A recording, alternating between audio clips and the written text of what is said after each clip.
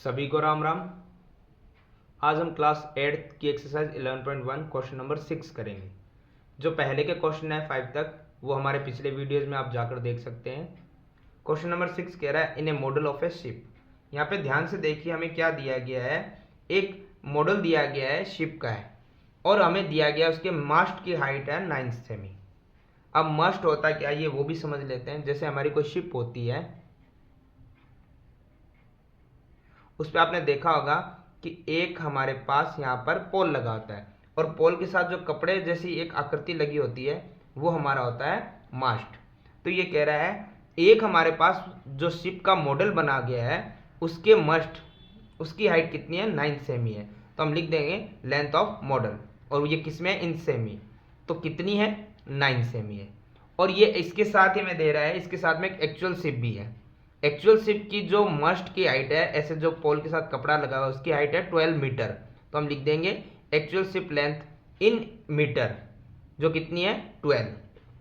फिर इसी में हमें बोला जा रहा है कि the length of ship is 28 meter. अगली बार जो लेंथ आपको शिप की दी है वो 28 मीटर दी है और ये एक्चुअल शिप की दी है। और हम यहाँ कंफ्यूज हम देख भी सकते हैं कि सेमी वाली जो हाइट है वो तो हमारे मॉडल की और जो मीटर वाली हाइट है वो किसकी है हमारे एक्चुअल शिप की। और ये कह रहा है how long is the model ship. ये जो मॉडल शिप है उसकी ये लंबाई को पूछ रहा है। तो हम यहाँ क्या कर देंगे x2 और x2 क्यों करेंगे क्योंकि ये x1 y1 x2 और ये y2 रहेगा। अब हमें क्या करना है इस क्वेश्चन को सॉल्व करना है। तो हम कैसे करेंगे करने का तरीका हमारे पास क्लियर है। ये रहेगा हमारे डायरेक्ट प्रोपोर्शन में। अब हम क्या करेंगे सबसे पहले x1 अपॉन में y1 is equal to x2 upon में y2 जैसे हमने पहले सॉल्व किया वैसे ही करेंगे। अब हमें पता x1 क्या था हमारे पास 9 y1 क्या था 12 इज इक्वल टू x2 क्या था x2 ही रहेगा क्योंकि हमें दिए ही नहीं गया है और y2 क्या रहेगा हमारा 28 और इसमें क्या होती है हमारी क्रॉस मल्टीप्लाई। तो हम क्या करेंगे एक बार x2 हमारा एज इट इज रहेगा और इक्वल में सामने था 9 अपॉन में 12। अब यहाँ पे देखो 28 डिवाइड में कहाँ चला जाएगा इक्वल से इधर आएगा तो मल्टीप्लाई में। यहाँ पे आप अगर सॉल्व कर सकते हैं कुछ कट हो रहा है तो हम कट कर देंगे वरना मल्टीप्लाई करके डिवाइड कर देंगे। जैसे ये हो रहा है 3 की टेबल से 3 3 जा 9 3 4 जा 12 और 4 की टेबल से 4 1 जा 4 और 4 7 जा 28। तो ध्यान से देखेंगे तो हमारा आ रहा है 3 multiply 7 is equal to x2। तो 3 मल्टीप्लाई 7 क्या आ गया 21 और ये आ गया हमारा x2। यानी कि जो लेंथ ऑफ मॉडल हमें दिया गया था उसकी हमारी हाइट आ गई है कितनी आई है 21 सेमी। तो हम लिख देंगे यहाँ पर ये किसकी लेंथ आई है ये आई है द लेंथ ऑफ किसकी लेंथ थी ये मॉडल शिप और कितनी है ये वो 21 और 21 ये किसके अंदर है सेमीज में है। तो हम लिख देंगे 21 सेमी। तो इस प्रकार हमारा क्वेश्चन नंबर 6 भी होता है कंप्लीट।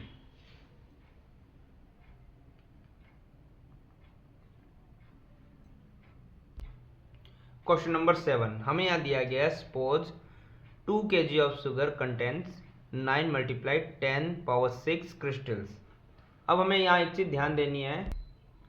इसके लिए हमें सबसे पहले एक अपनी टेबल बना लेते हैं क्योंकि हमें यहाँ पर ये पहले से दे रहा है कि हमें एक मानना है कि 2 किलो जो शुगर है उसके अंदर जो क्रिस्टल्स होते हैं उसके लिए हमें दे दिया गया है कि 9 मल्टीप्लाई 10 रेशियो पावर दी हुई है 6 क्रिस्टल्स है ये। तो हमें 5 kg और 1.2 kg शुगर के अंदर बताना है कितने क्रिस्टल्स है। तो सबसे पहले हम क्या करेंगे नंबर ऑफ क्रिस्टल्स जो हमसे पूछा गया हम उसी को पहले लिख देंगे और अपॉन में आएगा हमारा शुगर कितनी थी और किस में थी इन केजी में थी। तो ध्यान से हमें एक चीज यहाँ पे नोट करनी है कि सबसे पहले यहाँ पर कितनी केजी शुगर थी 2 kg। तो हम शुगर के सामने लिख देंगे 2 kg और उसमें क्रिस्टल्स कितने थे 9 इंटू 10 रेशियो पावर 6 और उसके बाद हमें दिया गया था नेक्स्ट ये कह रहा है 5 kg शुगर है तो शुगर के सामने हम लिख देंगे 5 और वहां पर हमारा कितना क्रिस्टल्स रेशियो आएगा उसको हम क्या कर देंगे x2 x1 y1 x2 y2। Next हमारा आ जाएगा x3, ये भी हमें नहीं दिया गया है, पर शुगर कितनी है वो दी गई है 1.2 kg। अब हम इसको आगे सॉल्व करेंगे, हमारे लिए इजी है क्योंकि हम किस प्रोपोर्शन से इसको सॉल्व करेंगे, डायरेक्ट, क्योंकि ये सारे क्वेश्चन किस प्रोपोर्शन से सॉल्व हो रहे हैं, डायरेक्ट प्रोपोर्शन से।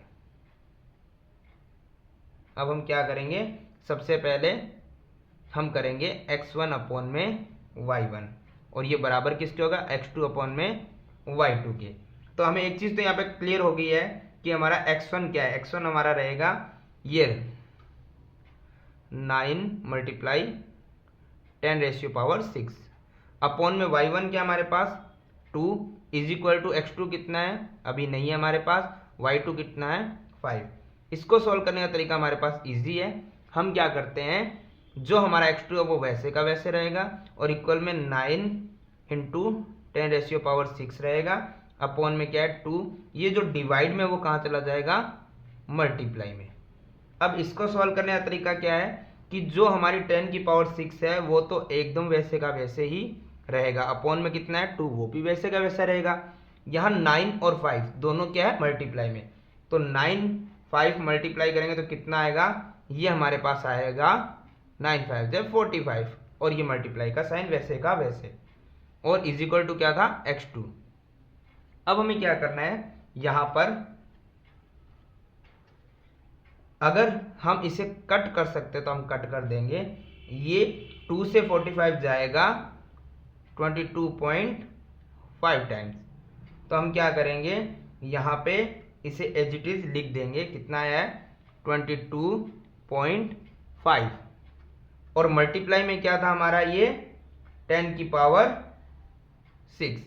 पर हमें एक चीज ध्यान करनी है कि जब हमारे पास 22.5 आ रहा है तो हम क्या करेंगे, इस चीज में एक चीज का ध्यान देंगे कि हमें पता है कि जो हमारा डेसिमल आता है, हमने लास्ट जो पावर्स वाली एक्सरसाइज थी उसमें देखा था, वो हमेशा 1 डिजिट के बाद आता है, परंतु यहाँ पे कितने डिजिट के बाद आ रहा है 2 डिजिट के बाद। तो हम क्या करेंगे, डेसिमल जो हमारा है उसको हम 1 डिजिट के आगे ले आएंगे फर्स्ट नेचुरल नंबर के आगे। तो हम क्या करते हैं, यहाँ से हमारा जो डेसिमल है उसे हटा के हम कहाँ ले आएंगे, फर्स्ट नेचुरल नंबर के पास में ले आएंगे।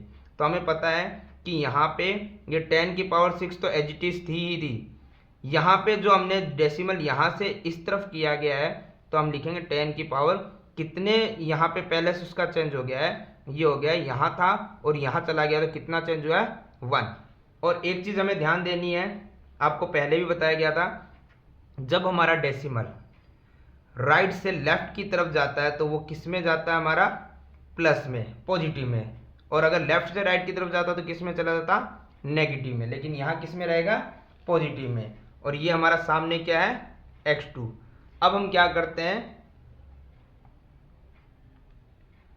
जो हमारा ये है 2.25 और मल्टीप्लाई में देखो 10⁻1 और यहाँ 10�6 है, तो हमें पता है दोनों में कॉमन क्या आ रहा है 10 आ रहा है, और यहाँ पे पावर्स 1 और 6 मल्टीप्लाई हो तो दोनों पावर्स क्या हो जाती है, ऐड हो जाती है, तो 1 और 6 कितना हो गया 7, और ये क्या हो गया हमारा x2।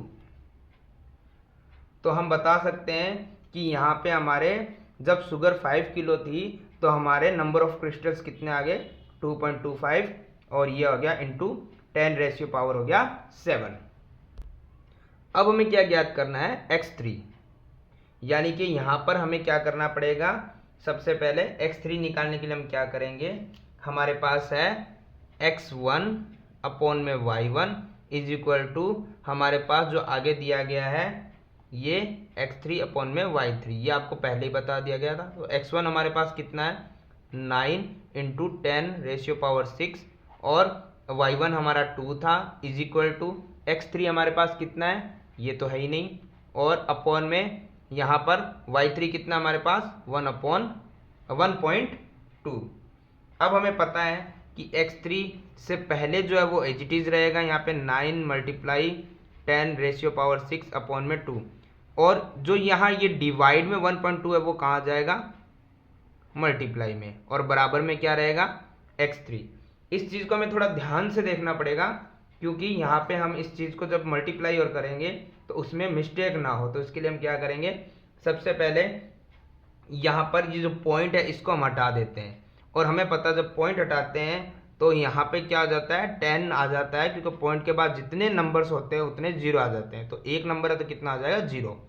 अगर पॉइंट के बाद 2 डिजिट होते तो कितने आ जाते हैं, यहाँ पे 100 आ जाता है ना, 2 टाइम 0 आ जाता।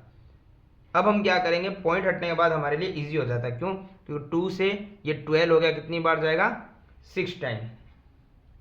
अब हमें क्या करना है, वैसे ही करना है, जो 10 की पावर 6 थी उसे हम एक बार साइड में रख देंगे, और यहाँ पे है 9 और यहाँ पे क्या बचा 6। 9 और 6 की क्या करेंगे, मल्टीप्लाई, कितना हो जाएगा, 9 6 जा 54, और यहाँ पे अपॉन में क्या रहा अब हमारे पास 10। अब एक चीज ध्यान दीजिएगा, हमारे पास यहाँ पर 10 का अब हम डिवाइड कर देंगे ताकि हमारे लिए इजी हो जाएगा। तो हम क्या करते हैं, 54 में 10 का डिवाइड जब करेंगे तो क्या हो जाएगा, 5.4, और मल्टीप्लाई में इसका डिवाइड होने के बाद अब हमारे पास बचा क्या है, 10 की पावर 6, और ये हमारा क्या था, ये था हमारा x3। तो हम लास्ट में लिख देते हैं, हैंस नंबर ऑफ क्रिस्टल्स, क्योंकि ये क्या पूछे गए थे हमसे, ये नंबर ऑफ क्रिस्टल से हमसे पूछे जा रहे थे, और ये किसके पूछे गए थे, इन 1.2 kg ऑफ शुगर, यानी कि 1.2 किलो के अंदर शुगर में कितने क्रिस्टल से, हम लिख देंगे R 5.4 मल्टीप्लाई, और ये आया था 10 रेशियो पावर हो गया 6। तो ये हमारा क्वेश्चन नंबर 7 भी होता है कंप्लीट।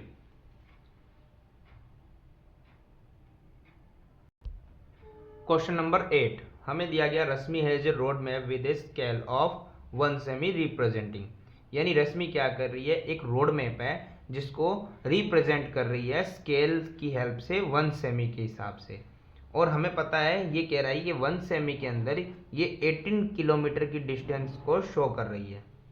रोड की मैप है, जो मैप है रोड का, उसको ये क्या कर रही है, एक प्लेन जो एक कागज है उस पर शो कर रही है, तो स्केल की हेल्प से। तो ये कर रही है 18 किलोमीटर को रिप्रेजेंट कर रही है 1 सेमी के, यानी 1 सेमी में ये कह रही है 18 किलोमीटर कंप्लीट हो रहे हैं। ऐसे ये कह रहे हैं, she drives on a road for 72 km, अगर ये 72 किमी रोड पे ड्राइव करेगी तो उसे स्केल की हेल्प से कितने सेमी में रिप्रेजेंट करेगी। तो सिंपल सा है कि हम यहाँ पे लिख देते हैं, सबसे पहले तो वो डिस्टेंस किस में बता रही है, इन मैप, और मैप में किस में बता रही है, इन सेमी में। मैप का जो मेजरमेंट है वो उसने सेमी में ले रखा है, और एक्चुअल डिस्टेंस वो कैसे ले रही है, देखो एक्चुअल डिस्टेंस वो ले रही है, सबसे पहले डिस्टेंस इन मैप, वो मैप में 1 सेमी जब ले रही है तो एक्चुअल डिस्टेंस उसका है इन किलोमीटर। तो कितने किलोमीटर को वो 1 सेमी में दिखा रही है, 18 किलोमीटर को। वैसे ही आगे वो कह रही है, she drives on a road map road for 72 kilometre, actual distance उसका कितना है, 72 किलोमीटर है। तो मैप के अंदर वो कैसे उसको कवर करके बताएगी, हम यहाँ क्या करेंगे, x2, क्योंकि x1 y1 x2 और ये y2। तो अब हम क्या करेंगे, इसको सॉल्व करने के लिए डायरेक्ट प्रोपोर्शन का यूज करेंगे,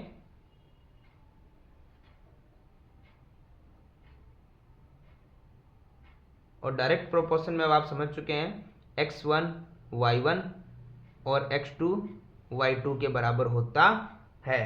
अब हम क्या करेंगे, यहाँ पे इसको बराबर करने के लिए सबसे पहले x1 है 1 अपॉन में y1 हमारे पास है 18, x2 हमारे पास अभी है ही नहीं, और y2 हमारे पास क्या है 72।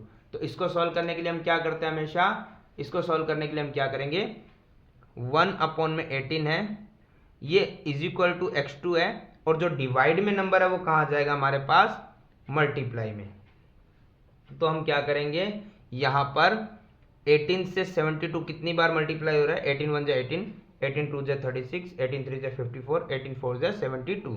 1 की 4 से मल्टीप्लाई करने पे क्या आएगा, 4, और ये क्या आ रहा है हमारा x2, यानी कि रोड मैप के अंदर 4 किलोमीटर 72 किलोमीटर को वो रोड मैप के अंदर कैसे दिखाएगी, 4 सेमी में। तो हम यहाँ लिख देंगे कि जो हमारी यहाँ पे एक्चुअली रोड मैप जो था उसको उसने मैप के अंदर कितने से दिखाया है उसको हम लिख देंगे कि यहाँ पे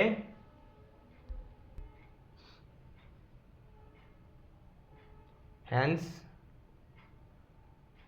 डिस्टेंस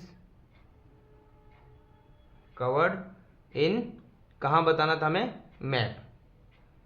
मैप, और वो कितना है, इज 4 सेमी, क्योंकि रोड जो मैप था उसका डिस्टेंस उसने सेमी में बता रखा था। तो इस हिसाब से हमारा क्वेश्चन नंबर 8 भी होता है कंप्लीट।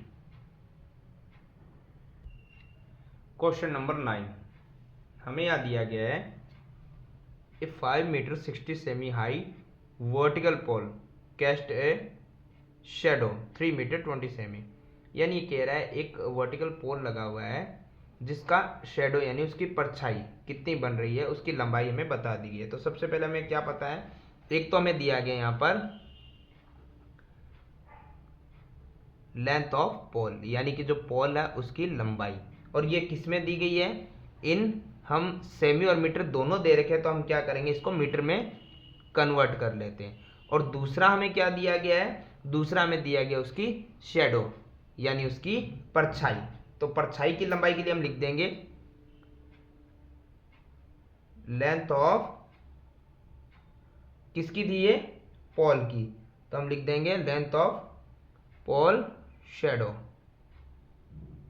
और इसको भी हमने किस में लिखा है, इन मीटर में, क्योंकि सेमी मीटर दोनों दे रखे तो हम मीटर में चेंज कर देते हैं। अब कैसे करेंगे सुनो, सबसे पहले इसने दिया था लेंथ ऑफ पोल, पोल की लंबाई कितनी थी 5 मीटर 60 सेमी, तो मीटर में चेंज करने के लिए हम क्या करेंगे 5.60 करेंगे, यानी कि आगे वाला मीटर पीछे वाला सेमी, इसको पूरा मीटर में हमने चेंज कर दिया।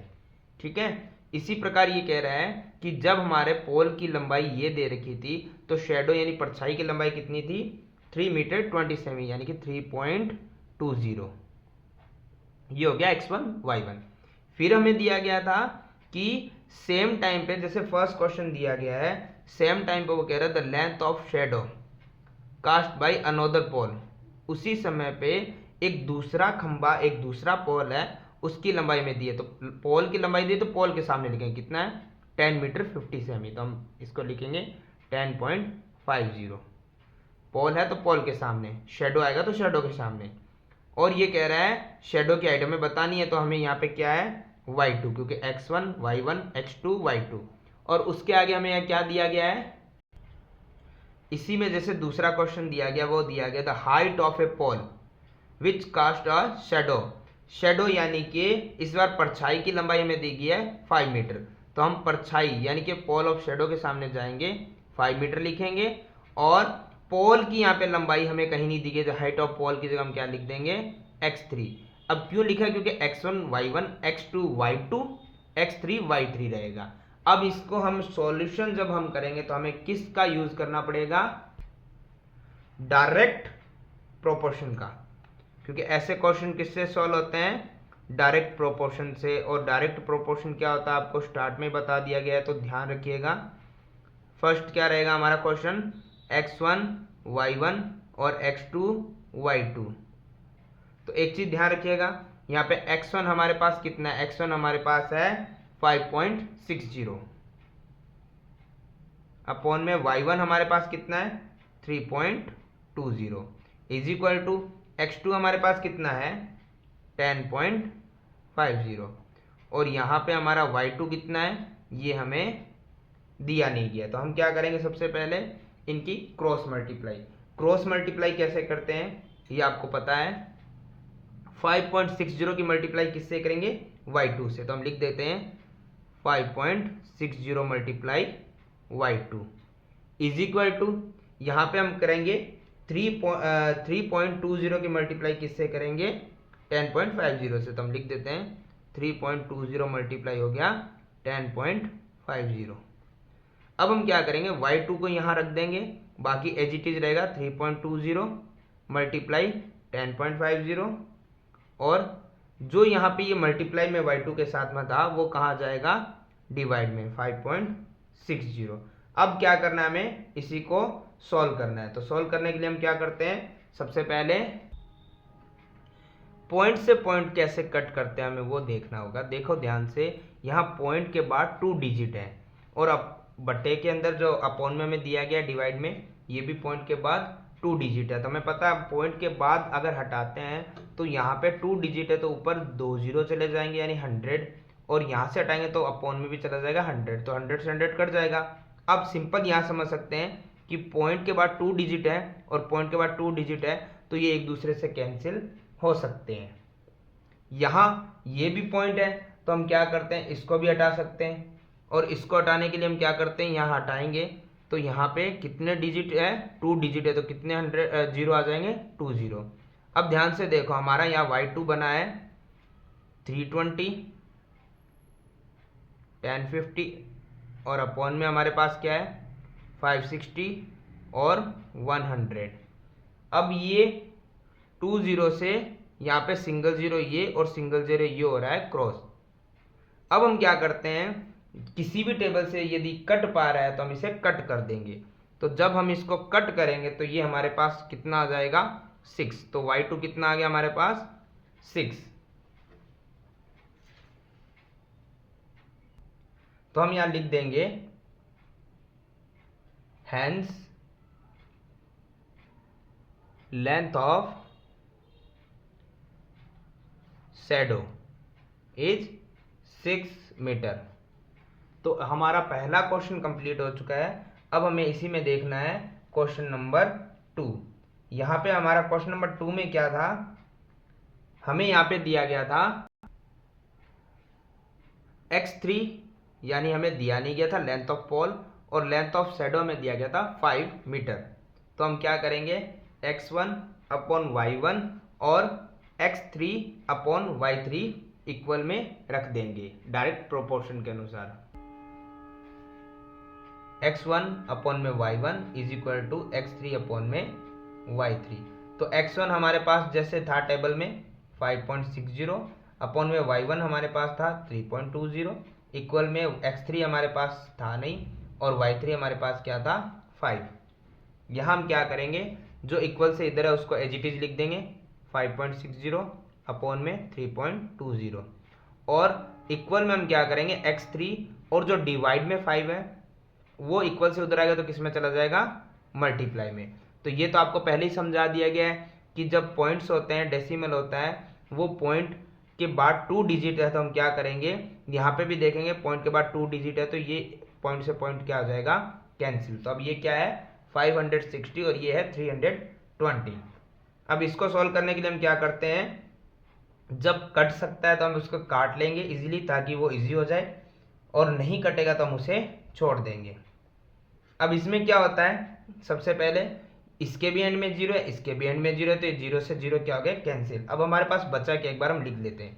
हमारे पास बचा 56 अपॉन में 32 और मल्टीप्लाई में 5 बराबर में x3। तो हम क्या करते हैं, यहाँ पर जितना हो सकता है उसे सॉल्व कर लेते हैं।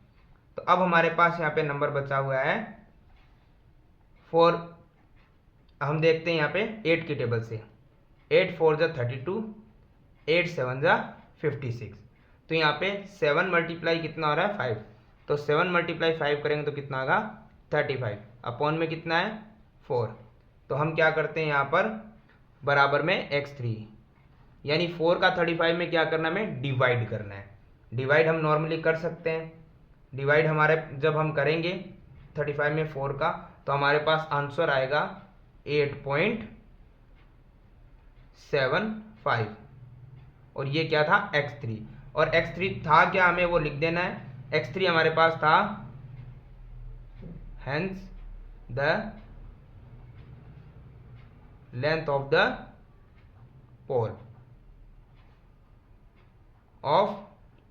पोल इज कितना है 8.75 मीटर। तो ये क्वेश्चन नंबर हमारा 9 भी होता है कंप्लीट।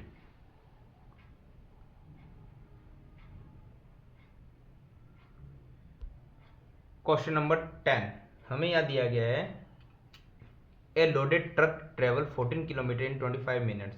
एक ट्रक है, लोड हुआ हुआ लोडेड ट्रक है, वो ट्रेवल करता है 14 किलोमीटर इन 25 मिनट, 25 मिनट के अंदर 14 किलोमीटर जा रहा है। If the speed remains the same, यदि स्पीड यही रहेगी 25 मिनट्स, और how for can it travel in 5 hours.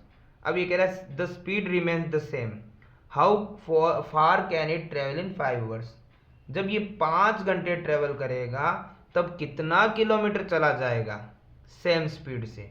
तो हमें ध्यान रखना है, सबसे पहले हमारे क्वेश्चन में क्या दिया गया है। सबसे पहले हमें दिया गया डिस्टेंस, तो हम क्या करते हैं, डिस्टेंस लिख देते हैं। डिस्टेंस ट्रेवल किया है ट्रक ने, तो हम लिख देते हैं डिस्टेंस ट्रेवल्ड, और ये किस में हुआ था, इन किलोमीटर में। तो पहली बार ट्रक कितना चला था, 14 किलोमीटर, और तब टाइम कितना लगा था, 25 मिनट। तो हम लिख देते हैं टाइम, और टाइम किस में था, इन हावर्स में 25। अब ये 25 तो मिनट है, हावर्स में बनाने के लिए हम क्या करेंगे, अपॉन में 60 लगा देंगे। ध्यान रखना हम हावर्स में लिख रहे हैं घंटों में, परंतु ये हमारे मिनट थे, और मिनट को घंटे बनाने के लिए हम क्या करते हैं, 25 जितने भी मिनट हो उसके अपॉन में हम क्या लिख देते हैं, 60। तो ये हमारा हो जाएगा 25/60। अभी हमें यहाँ दिया गया है नेक्स्ट टाइम, ये कह रहा है सेम स्पीड से चलेगा, ट्रक ने ट्रेवल किया है 5 आवर्स के अंदर। तो टाइम हमें दे दिया 5 आवर्स, तो इसके अपॉन में 60 नहीं लगेगा क्योंकि ये घंटे में पहले से दिया हुआ है। और किलोमीटर कितना ट्रेवल होगा ये हमें पता नहीं है, तो हम मान लेंगे x2। x2 क्यों माना, क्योंकि x1 अपॉन में y1 और x2 अपॉन में y2। तो अब हमें पता है कि इस क्वेश्चन को हम किस प्रोपोर्शन से सॉल्व कर सकते हैं, डायरेक्ट प्रोपोर्शन से। Direct proportions. अब हमें पता है कि डायरेक्ट प्रोपोर्शन से क्या होता है, x1 अपॉन में y1 और x2 अपॉन में y2 आता है। तो अब हमें क्या करना पड़ेगा, यहाँ पे थोड़ा ध्यान देना हमें, क्योंकि x1 हमारे पास 14 है, पर y1 कितना है, 25 अपॉन में 16 इज इक्वल टू x2 हमारे पास अभी है नहीं, और y2 हमारे पास कितना है, 5। तो यहाँ पे थोड़ा सा हमें ये ध्यान देना है कि इसका सॉल्यूशन कैसे होता है, और उसका सॉल्यूशन करने का एक सिंपल सा तरीका है कि हमें जब भी इस प्रकार से हमें दिख रहे हैं तो हमें क्या करना है, 14 अपॉन में 25 इन दो को तो एज इट इज रखना है, और जो 60 नीचे वो कहाँ चला जाएगा, ऊपर। और इसका एक तरीका और भी मैं आपको समझा देता हूँ, ऊपर क्यों जा रहा है, क्योंकि हमें पता है यहाँ पर ये 25 के साथ किस में था, डिवाइड में था। तो ये जब ऊपर जाएगा तो 14 के साथ क्या हो जाएगा, मल्टीप्लाई में, और यहाँ पे था x2 अपॉन में क्या था, 5। इसको हम दोबारा से समझ लेते हैं ताकि कोई प्रॉब्लम ना रहे। इस एक चीज़ को हम दोबारा से समझ लेते हैं ताकि हम कंफ्यूज ना हो। जब भी इस प्रकार से हमें मिलता है तो हम क्या कर सकते हैं कि सिंपल हम लिखें तो हमें इतना तो पता है कि 10, 25 और ये 60 इसके 25 के साथ में क्या है, डिवाइड में। हम इस प्रकार से तो लिख सकते हैं, और अपॉन में इज इक्वल टू क्या था, x2 अपॉन में 5 था। हम अगर ये तरीका ना लिख पाए तो हम ये तरीका तो लिख सकते हैं, 14 अपॉन में 25 और 60 25 के डिवाइड में है, तो डिवाइड में हम इस प्रकार से लिख सकते हैं। अब एक चीज़ थोड़ा ध्यान दीजिएगा, ये 14 रहेगा अपॉन में 25 रहेगा। जब भी हम डिवाइड को मल्टीप्लाई में चेंज करते हैं तो हमें पता है नंबर्स क्या होते हैं, रेसिप्रोकल। यानी कि रेसिप्रोकल को हम सिंपल लैंग्वेज में देखें तो आप ये समझ लीजिए कि जो नंबर ऊपर है वो चला जाएगा नीचे, और जो नीचे है वो कहाँ चला जाएगा, ऊपर, और डिवाइड किस में चेंज हो जाएगा, मल्टीप्लाई में। तो आप इस तरीके से भी इस क्वेश्चन को समझ सकते हैं। अब ध्यान से देखिए, यहाँ पर हमारे पास क्या हो रहा है, यदि हम इसको सॉल्व कर सकते हैं कट करके तो हम सॉल्व कर लेते हैं, और अगर हमसे सॉल्व नहीं हो रहा है तो हम इसको क्या करेंगे, मल्टीप्लाई करके देन डिवाइड कर सकते हैं। कैसे, जैसे 14 की 60 से जब मल्टीप्लाई करेंगे तो कितना हो जाएगा, ये हो जाएगा 0 और 840, दोनों की मल्टीप्लाई करेंगे तो, और अपॉन में क्या है 25 इज इक्वल टू x2। अब ध्यान से देखो, ये 5 जो यहाँ इसके डिवाइड में था वो कहाँ आ जाएगा, इसके मल्टीप्लाई में, क्योंकि जो इक्वल से इधर हमारे पास था डिवाइड में, वो इक्वल से उधर किस में चला जाएगा, मल्टीप्लाई में। अब 5 से 25 कितनी बार डिवाइड हो रहा है, 5 टाइम्स, और 5 से 840 क्या हो रहा है, डिवाइड। तो हम डिवाइड कर देंगे, ये हो रहा है 5 1 जा 5, 3 रिमाइंडर बचा, ये बच गया 5 6 जा 30 और 5 8 जा 40। तो हमारे पास आया 168, और ये क्या है हमारे पास, x2, और x2 क्या था, डिस्टेंस था। तो हम यहाँ लिख देंगे लास्ट लाइन में, हेंस